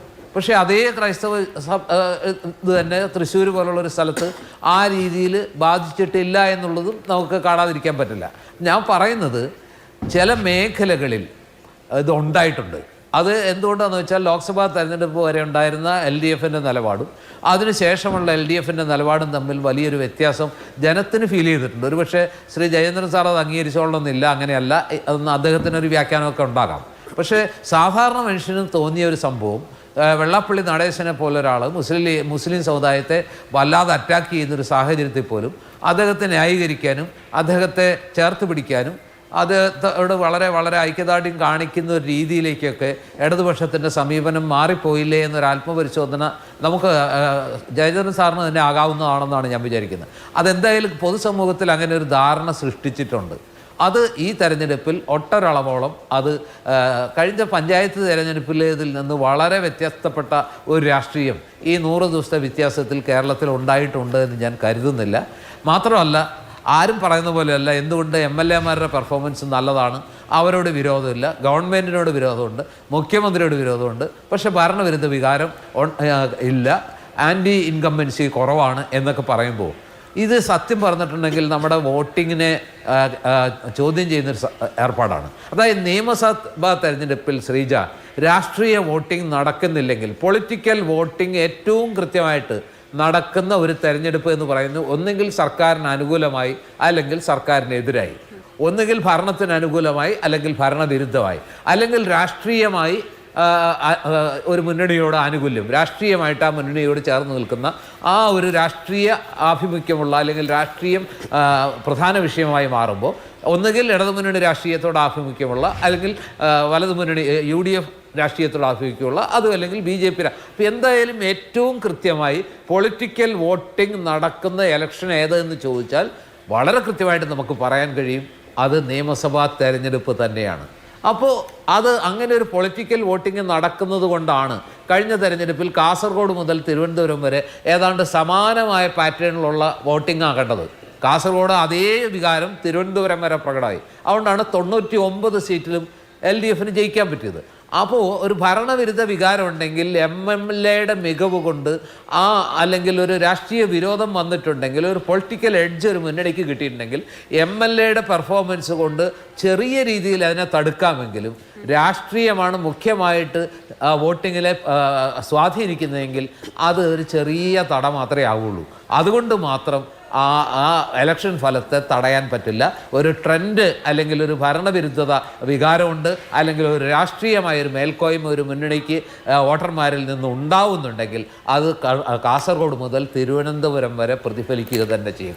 കാരണം നിയമസഭാ തെരഞ്ഞെടുപ്പ് തീർച്ചയായിട്ടും രാഷ്ട്രീയ അടിസ്ഥാനത്തിൽ വോട്ടിംഗ് നടക്കുന്ന ഒരു തെരഞ്ഞെടുപ്പാണ് മറ്റേത് തെരഞ്ഞെടുപ്പിനേക്കാൾ. ശരി, ഞാൻ ശ്രീ മനു കുര്യനിലേക്കും ശ്രീ അഖിലേക്കും മടങ്ങിയെത്താം ഒരു ഇടവേളയ്ക്ക് ശേഷം. അതിനിടയിൽ നമ്മൾ സൈഡിൽ കണ്ട വളരെ കൗതുകരമായൊരു ദൃശ്യം ശ്രീ വി ഡി സതീശനും സുരേഷ് ഗോപിയും യാദൃച്ഛികമായി കണ്ടതിൻ്റെ ദൃശ്യങ്ങളായിരുന്നു. അതോടൊപ്പം കണ്ട മറ്റൊരു പ്രധാനപ്പെട്ട ദൃശ്യം ഇന്ദിര ഭവനിൽ KPCC ആസ്ഥാനത്ത് ഉയർന്ന വലിയ പന്തലിൻ്റെ ദൃശ്യങ്ങളാണ്. അവിടെ നാളത്തെ ആഘോഷത്തിന് തയ്യാറെടുപ്പുകളെല്ലാം പൂർത്തിയായിരിക്കുന്നു. അവിടെ ആഘോഷം നടക്കാൻ വേണ്ട ജനവിധി ഉണ്ടാവുകയാണെങ്കിൽ അവിടെ ഒരു വലിയ ആഘോഷം നടക്കും. അതിനുള്ള തയ്യാറെടുപ്പുകൾ അവിടെ പൂർണ്ണമാണ്. ആ വലിയ പന്തലൊക്കെ നമ്മൾ കാണും. ശ്രീ മനു കുര്യൻ, ഈ അവസാനം വരെ നടന്ന കഴിഞ്ഞ 5 വർഷത്തിനിടെ പലപ്പോഴായി നടന്ന പല രാഷ്ട്രീയ പരീക്ഷണങ്ങളുടെ കൂടി ഫലമായിരിക്കും നാളെ വരുന്നത് എന്ന് നമുക്ക് ചുരുക്കി പറയാൻ കഴിയും. ഒരു പക്ഷേ കേരളത്തിൻ്റെ മുന്നണി രാഷ്ട്രീയത്തെ തന്നെ പല വിധത്തിൽ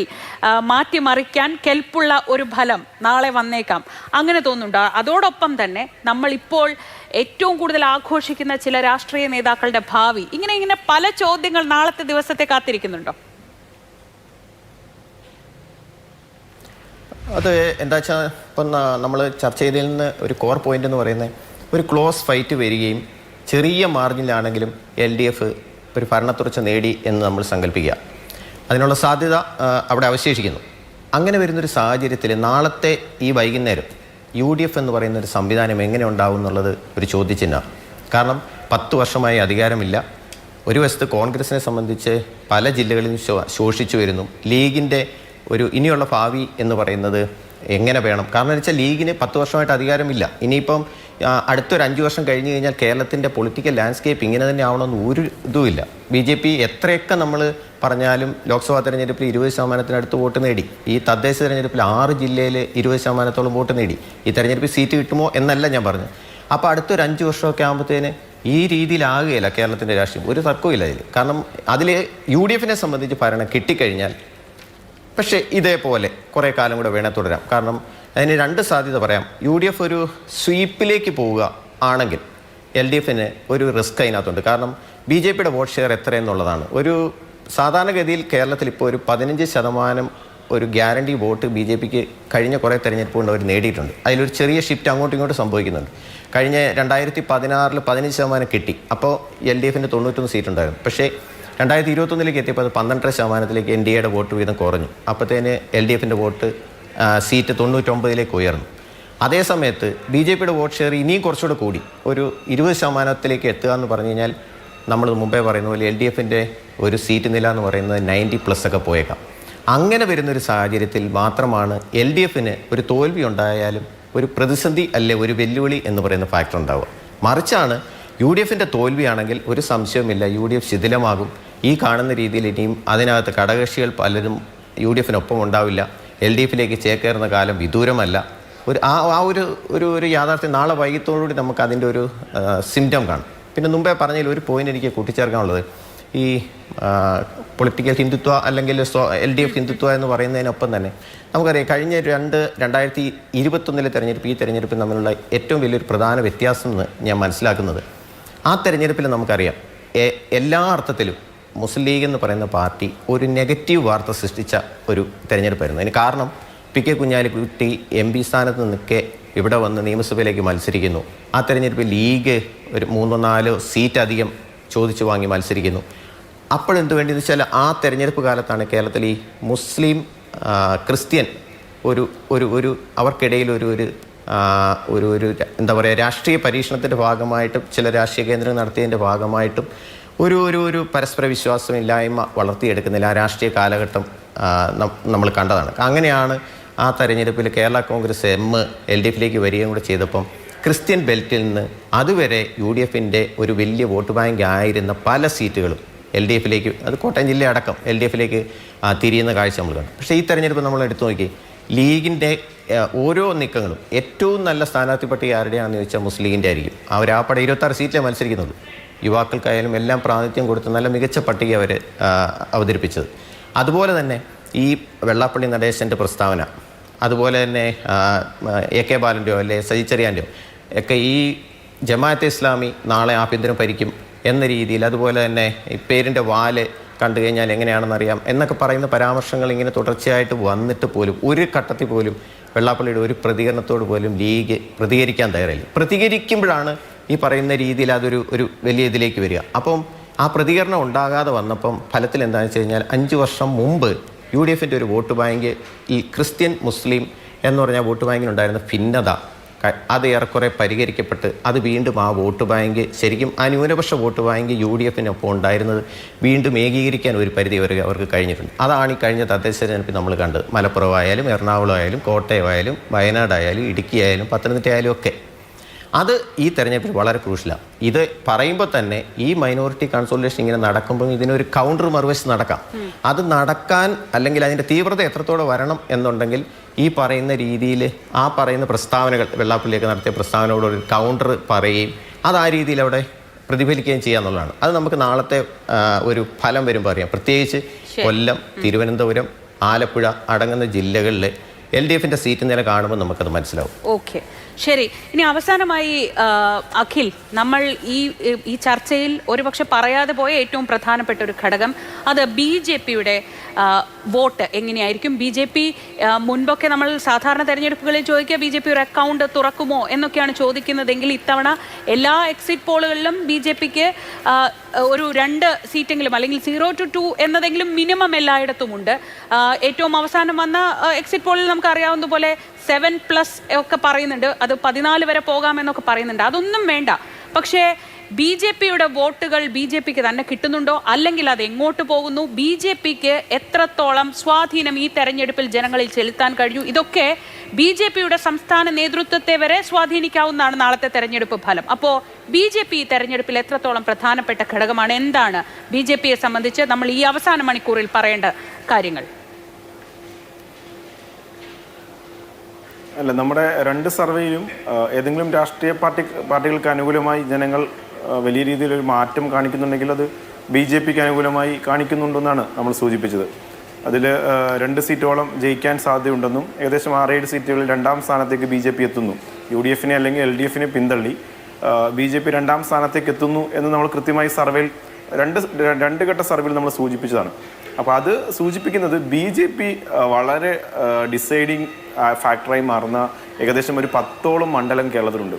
ഈ 10ഓളം മണ്ഡലങ്ങളിൽ അവർ ജയിക്കുക എന്നതിനപ്പുറത്തേക്ക്, ഞാൻ ഉദാഹരണം സൂചിപ്പിക്കുകയാണെങ്കിൽ കോഴിക്കോട് സൗത്ത്, ഇവിടെ മനു കുര്യനും ജോർജ് പൊടിപ്പാട് സാറും ജയചന്ദ്രനൊക്കെ സാറൊക്കെ സൂചിപ്പിച്ചത് കോഴിക്കോട് സൗത്ത് UDF ഏറെക്കുറെ ജയിക്കും. അങ്ങനെ തന്നെയാണ് നമ്മളുടെ 2 സർവേയിലും നമ്മുടെ വിലയിരുത്തൽ.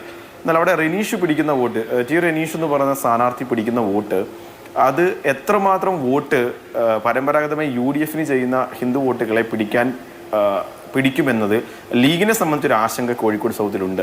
റെനീഷ് പിടിക്കുന്ന വോട്ട് ആരുടേതാണ്, കോഴിക്കോട് നോർത്തിൽ നവ്യ ഹരിദാസ് പിടിക്കുന്ന വോട്ട് ആരുടേതാണ്. അപ്പം BJPയെ സംബന്ധിച്ച് അവർ വോട്ട് വർദ്ധിപ്പിക്കും എല്ലാ മണ്ഡലങ്ങളിലെന്ന് ഇരു മുന്നണികൾക്കും സംശയമില്ല. മെച്ചപ്പെട്ട പ്രകടനം അവർ കാഴ്ചവെക്കുന്നു. BJP നമ്മൾ സർവേയിൽ മാണി കാപ്പന് ചെറിയൊരു മുൻതൂക്കം പാലയിൽ പറഞ്ഞപ്പോഴും അവിടെ ഷോൺ ജോർജ് എത്ര വോട്ട് പിടിക്കുന്നു, ഷോൺ ജോർജ് ഗണ്യമായ വോട്ട് പിടിക്കുന്ന സാഹചര്യം ഉണ്ടായാൽ അത് സ്വാഭാവികമായിട്ടും ജോസ് കെ മാണിക്ക് അനുകൂലമാവുകയും ജോസ് കെ മാണി വിജയിക്കുന്ന ഒരു സാഹചര്യമുണ്ട്. ഇപ്പോൾ ഏകദേശം കോഴിക്കോട് സൗത്ത്, അതുപോലെ കോങ്ങാട് മണ്ഡലം, കോങ്ങാടും BJP വോട്ട് വളരെ നിർണായകമാണ്. അത് പരമ്പരാഗതമായി LDF ജയിച്ചു വരുന്നൊരു സീറ്റാണ്. അവിടെ ഇത്തവണ കടുത്ത മത്സരം LDF നേരിട്ടു ആ മണ്ഡലത്തിൽ. അവിടെയും BJP വോട്ടുകൾ BJPക്ക് കിട്ടുകയും അത് UDFിലേക്ക് പോകുന്നൊരു സാഹചര്യം ഉണ്ടായാൽ ഒരുപക്ഷെ UDF അട്ടിമറി വിജയം നേടാൻ സാധ്യതയുള്ള കേരളത്തിലെ ഒരു മണ്ഡലങ്ങളിലൊന്നായി കോങ്ങാട് മാറും. അതേപോലെ മണലൂരിൽ നമുക്കറിയാം തൃശ്ശൂർ ജില്ലയിലെ A ക്ലാസ് മണ്ഡലങ്ങളിലൊന്നാണ്. അവിടെ വളരെ ശക്തമായ മത്സരം TN പ്രതാപനും രവീന്ദ്രനാഥും തമ്മിൽ മത്സരം നടക്കുമ്പോഴും അവിടെ അനീഷ് കുമാർ എത്ര വോട്ട് പിടിക്കും, ആ വോട്ടുകൾ ആരുടേതാണ്, ആ വോട്ട് ആരുടെയാണ് കൂടുതൽ പിടിക്കുക എന്നുള്ളതാണ് നമ്മുടെ 2 സർവേയിലും നേരിയ മുൻതൂക്കം TN പ്രതാപനെ സൂചിപ്പിച്ചപ്പോഴും നമ്മളവിടെ കാണേണ്ട ഒരു ഡിസൈഡിങ് ഫാക്ടർ മണലൂരിൽ വളരെ നിർണായകമായ ഒരു ഡിസൈഡിങ് ഫാക്ടറാണ് BJP. അതേപോലെ തൃശ്ശൂർ മണ്ഡലത്തിലും തൃശ്ശൂരിൽ വളരെ ശക്തമായ ത്രികോണ മത്സരം നടക്കുന്നു. നമുക്കറിയാം കഴിഞ്ഞ വർഷത്തേക്കാൾ ഏകദേശം 8000-ഓളം വോട്ടിന്റെ കുറവാണ് ആ മണ്ഡലത്തിലെ പോളിംഗിൽ ഉണ്ടായിരിക്കുന്നത്. അപ്പോൾ ഏകദേശം 1,22,000 വോട്ടാണ് പോൾ ചെയ്യപ്പെട്ടിരിക്കുന്നത്. ജയിക്കാൻ വേണ്ട സ്ഥാനാർത്ഥികൾക്ക് വളരെ ശക്തമായ മത്സരം നടക്കുന്ന ത്രികോണ മത്സരം നടക്കുന്ന മണ്ഡലത്തിൽ ഒരു 40,000-41,000 വോട്ട് മതിയെന്നുണ്ടെങ്കിൽ ഈ 41,000 വോട്ട്, കഴിഞ്ഞ തവണ P. ബാലചന്ദ്രൻ 44,000 വോട്ട് പിടിച്ചു, 40,000 അടുത്ത് വോട്ട് പത്മജ കോൺഗ്രസ് സ്ഥാനാർത്ഥിയായി പിടിച്ചു.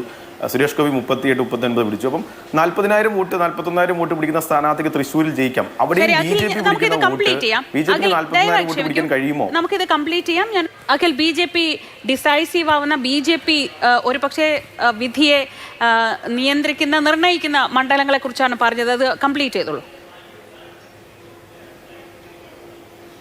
അതുപോലെ തന്നെ പാല നമ്മൾ സൂചിപ്പിച്ചു. പൂഞ്ഞാർ മണ്ഡലത്തിൽ LDF ജയിച്ചിരിക്കുന്നു. നമ്മുടെ 2 ഘട്ട സർവേയിൽ നമ്മൾ UDF വിജയിക്കുമെന്ന് പറഞ്ഞു. പൂഞ്ഞാറിൽ വലിയൊരു ഡിസൈഡിങ് ഫാക്ടറാണ് BJPയെ സംബന്ധിച്ച്. അതുപോലെ തിരുവല്ലയിൽ നമ്മൾ തൃശ്ശൂർ സൂചിപ്പിച്ചതുപോലെ വളരെ കുറഞ്ഞ വോട്ടുകൾ പോൾ ചെയ്ത 1,20,000 പരം വോട്ടുകൾ പോൾ ചെയ്ത അവിടെ 41,000 വോട്ട് അനൂപ് ആന്റണി ജയിക്കും, അനൂപ് ആന്റണി ജയിക്കാൻ സാധ്യതയുണ്ടെന്ന് NDA ക്യാമ്പുകൾ പ്രചരിപ്പിക്കുന്നു. അവർ ആത്മവിശ്വാസം പ്രകടിപ്പിക്കുന്നു. തിരുവല്ല, വട്ടിയൂർക്കാവ്, സെൻട്രൽ ഇത്തരം മണ്ഡലങ്ങളിലൊക്കെയും BJP ഫാക്ടർ വളരെ നിർണായകമാണ്. BJP എത്ര സീറ്റുകൾ ജയിക്കുമെന്ന് ചോദിച്ചാൽ നമ്മുടെ സർവേയിൽ സൂചിപ്പിച്ചതുപോലെ നേമം അവർക്ക് ജയിക്കാൻ സാധ്യതയുള്ള സീറ്റായി വിലയിരുത്തുന്നു. കഴക്കൂട്ടം ഒരു വിജയ സാധ്യതയുള്ള സീറ്റായി. ഒരുപക്ഷെ വളരെ ശക്തമായ ത്രികോണ മത്സരം നടക്കുകയും ഷാനവാസ് പാദൂർ വലിയ രീതിയിൽ വോട്ട് പിടിക്കുന്ന ഒരു സാഹചര്യം ഉണ്ടായാൽ കാസർഗോഡ് അവർക്ക് വിജയിക്കാൻ സാധ്യതയുള്ളൊരു സീറ്റായി നമുക്ക് വിലയിരുത്താം. വിജയിക്കാൻ ഉറപ്പൊന്നല്ല, പക്ഷെ നമ്മൾ UDF ആണ് അവിടെ മുൻതൂക്കം വരുന്നത്, പക്ഷേ സാധ്യതയുണ്ട്. BJPയെ സംബന്ധിച്ച് പല മണ്ഡലങ്ങളും LDF ആണോ UDF ആണോ വിജയിക്കേണ്ടതെന്ന് തീരുമാനിക്കുന്ന ഒരു ഡിസൈഡിങ് ഫാക്ടറായി ഈ തെരഞ്ഞെടുപ്പിൽ മത്സരിക്കുന്നുണ്ട്. ഒരുപക്ഷെ അവരുടെ ക്യാമ്പുകൾ നേമം, കഴക്കൂട്ടം, അതേപോലെ മഞ്ചേശ്വരം, കാസർഗോഡ്, പാലക്കാട്, തിരുവല്ല, ചാത്തന്നൂർ പോലെയുള്ള മണ്ഡലങ്ങളിൽ നമ്മുടെ സർവേയിൽ തന്നെ 2ാം സ്ഥാനത്ത് അവിടെ BJP എത്തുകയും വളരെ ശക്തമായ മത്സരം മുമ്പില്ലാത്ത രീതിയിൽ അവിടെ നടത്തുകയുണ്ടായി. ഇവിടെ പൊടിപ്പറ സാർ സൂചിപ്പിച്ചതുപോലെ സർവേയിൽ സർക്കാരിന് അനുകൂലമായിട്ട് വോട്ട് ചെയ്യുന്നു, രാഷ്ട്രീയപരമായി എല്ലാവരും വോട്ട് ചെയ്യുന്നു, സർക്കാരിന് അനുകൂലമായ ഒരു ട്രെൻഡിനാണ് ആളുകൾ വോട്ട് ചെയ്യുക എങ്കിൽ പൊളിറ്റിക്കലി ലെഫ്റ്റിന് വലിയ സ്വാധീനമുള്ള ഒരു മണ്ഡലമായിരുന്നു കരുനാഗപ്പള്ളി. കഴിഞ്ഞ അസംബ്ലി തെരഞ്ഞെടുപ്പിൽ നമുക്കറിയാം. അവിടെ റെക്കോർഡ് ഭൂരിപക്ഷത്തിലാണ് CR മഹേഷ് ജയിച്ചത്. അപ്പോൾ CR മഹേഷിന് വോട്ട് കിട്ടിയത് 99 സീറ്റിൽ LDF അധികാരത്തിൽ വരുമ്പോൾ CR മഹേഷ് ഏകദേശം സിറ്റിംഗ് MLA R രാമചന്ദ്രനെ പരാജയപ്പെടുത്തിക്കൊണ്ട് അതിന് മുമ്പ് മുൻ തെരഞ്ഞെടുപ്പുകളിലൊക്കെ LDF ജയിച്ചൊരു സീറ്റിൽ വലിയ ഭൂരിപക്ഷത്തിൽ CR ജയിച്ചത് ഈ വ്യക്തികൾക്ക് വോട്ടുണ്ട്. ഞാൻ പൊളിറ്റിക്കലി എല്ലാവരും വോട്ട് ചെയ്യുന്നു അല്ലെങ്കിൽ വ്യക്തി നോക്കുന്നില്ല. ഒരു 5% മുതൽ 6% വരെ, അതായത് ഒരു 6,000 മുതൽ ഒരു 8,000 വോട്ട് വരെ സിറ്റിംഗ് MLA മാർക്കോ വ്യക്തികൾക്കോ ഒരു മണ്ഡലത്തിൽ വോട്ട് പേഴ്സണൽ വോട്ടായി കിട്ടുമെന്ന് നമ്മൾ വളരെ ട്രയൽ ആൻഡ് റൺ ചെയ്തതിന് ശേഷം കുറേയധികം സർവേകൾ നടത്തി അങ്ങനെ ഒരു വോട്ടിംഗ് ഡിസൈഡ് ഉണ്ട്. അത് വ്യക്തികൾക്ക് കിട്ടുന്നതാണ്, അവരുടെ പെർഫോമൻസിന് കിട്ടുന്നതെന്ന് വിലയിരുത്തിയാണ്. BJPക്ക് വളരെ പ്രതീക്ഷ ഉണ്ടാകുന്ന തെരഞ്ഞെടുപ്പാണ്. പല മണ്ഡലങ്ങളിലേക്ക് 2ാം സ്ഥാനത്തേക്ക് വരാൻ പറ്റും. മെച്ചപ്പെട്ട 2ാം സ്ഥാനം, ഡിസ്റ്റൻസ് സെക്കൻഡ് എന്നുള്ളതല്ല, അതിലും കുറച്ചുകൂടി ക്ലോസ് ആയിട്ട് അവർക്ക് 2ാം സ്ഥാനത്തേക്ക് വരാൻ പറ്റുന്ന ഒരു പ്രകടനമായിരിക്കും ഈ തെരഞ്ഞെടുപ്പിലുണ്ടാകും. ശരി, എന്തായാലും ഇന്നത്തെ രാത്രി ഉദ്വേഗത്തിൻ്റെതാണ്, ആകാംക്ഷയുടേതാണ്, പ്രതീക്ഷകളുടേതാണ്. ഈ രാത്രി പുലരുമ്പോൾ നമ്മൾ കഴിഞ്ഞ 55 ദിവസത്തോളമായി നമ്മളൊക്കെ കാത്തിരുന്ന ആ ജനവിധി എന്തെന്നറിയും. അതിനുള്ള എല്ലാ സജ്ജീകരണങ്ങളും മാതൃഭൂമി ന്യൂസ് അടക്കം പൂർത്തിയാക്കിയിരിക്കുന്നു. ഏറ്റവും ആദ്യം, ഏറ്റവും വേഗത്തിൽ, ഏറ്റവും കൃത്യതയോടെ പ്രേക്ഷകർക്ക് മുന്നിലേക്ക് ജനവിധി എത്തിക്കാൻ മാതൃഭൂമി ന്യൂസും തയ്യാറാണ്. നാളെ രാവിലെ 5:30 മുതൽ തന്നെ അത് ആരംഭിക്കും. എന്തായാലും ഈ അവസാന മണിക്കൂറിലെ ചർച്ചയിൽ ഒപ്പം പങ്കെടുത്ത ശ്രീ M ജയചന്ദ്രൻ, ശ്രീ ജോർജ് പൊടിപ്പാറ, ശ്രീ മനു കുര്യൻ, ഒപ്പം ശ്രീ അഖിൽ സുരേഷ്, ഹൃദയം നിറഞ്ഞ നന്ദി. അപ്പോൾ നമുക്ക് നാളെ കാണാം ഏറ്റവും നല്ല റിസൾട്ടുമായി.